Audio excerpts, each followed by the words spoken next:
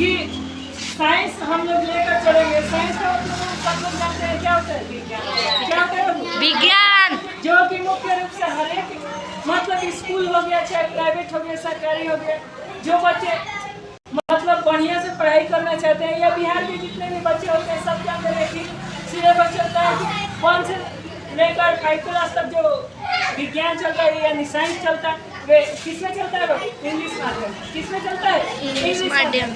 लेकिन आप जाइएगा 6 क्लास से, ठीक है, जितना आगे पढ़ाई करना चाहिएगा, ठीक है, तो आपको हिंदी माध्यम में पढ़ाई करना पड़ता है बेसिकली बिहार।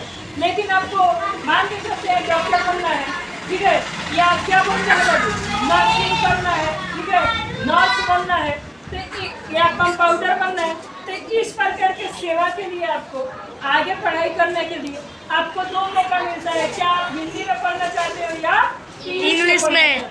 बिहार में कमी बताते हैं। बिहार में क्या बताते हैं बाबू? एक छोटा सा कम कि हमारे बिहार सरकार, बिहार बोर्ड एक नियम निकाली है। ये बहुत पुराना नियम चलते आ रहा है बाबू, कि बहुत पहले की बात है कि जब एग्जाम हुआ करता था बिहार बोर्ड में, ठीक है, तो लोग इंग्लिश के नाम पर डरते थे। क्या करते थे बाबू? इंग्लिश के नाम पर डरते थे। कोई एग्जाम देने जाता था तो बाबू क्या करता था? इंग्लिश में कुछ लिख नहीं पाता था।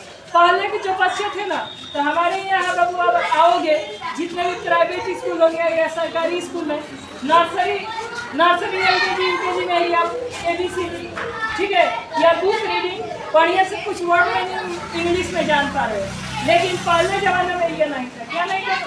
इंग्लिश नहीं था, ठीक है। उस समय क्या था बाबू कि जब बच्चे 6 से 7 क्लास में चले जाते थे तब उनको ABCD सिखाया जाता था। समझ में आया कि नहीं बाबू? तो उसी के अनुसार जब बिहार बोर्ड एग्जाम लेता था तो हर एक बिहारवासी के साथ, हर एक बिहारी छात्र के साथ होता था कि इंग्लिश में क्या लग जाता था बाबू? क्रॉस लग जाता था। क्या लग जाता था? क्रॉस लग जाता था। अब एक बात समझते हैं कि जो बचपन से इंग्लिश पढ़ते आ रहा है, क्या कर रहा है बाबू? बचपन से इंग्लिश पढ़ते आ रहा है, तो उसका इंग्लिश क्या होगा? थोड़ा सा मजबूत होगा। क्या होगा बाबू? इंग्लिश मजबूत होगा। और 10 साल 12 साल में जो इंग्लिश पढ़ रहा है तो वे 10th क्लास में जाएगा, 12th क्लास में जाएगा तो उसका इंग्लिश बढ़िया हो जाएगा कि नहीं बाबू? लेकिन बिहार सरकार गलती क्या करती है कि हमारे छात्रों को, जितने भी छात्र हैं उसको प्रोत्साहन करती है। क्या करती है? प्रोत्साहन करती है, प्रेरित करती है कि आप 5 क्लास तक इंग्लिश पढ़िए, जबरदस्त ऐसा पढ़िए बाबू। 5 क्लास तक यानी नर्सरी से लेकर 5 क्लास तक क्या होता है?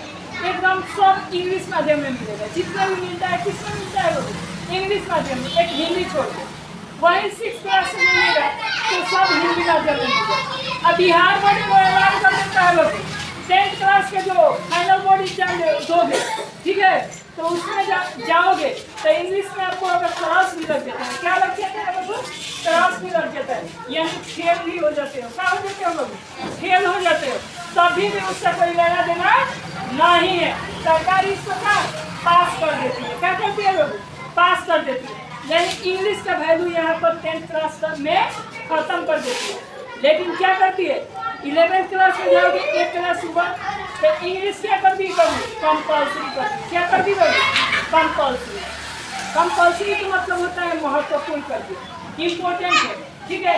अगर 12th क्लास में आप इंग्लिश में फेल हो गए तब फेल हो गए, दोबारा पेपर देना पड़ेगा। लेकिन 10th में नहीं, अगर फेल हो गए तभी भी दोबारा पेपर नहीं देना होगा।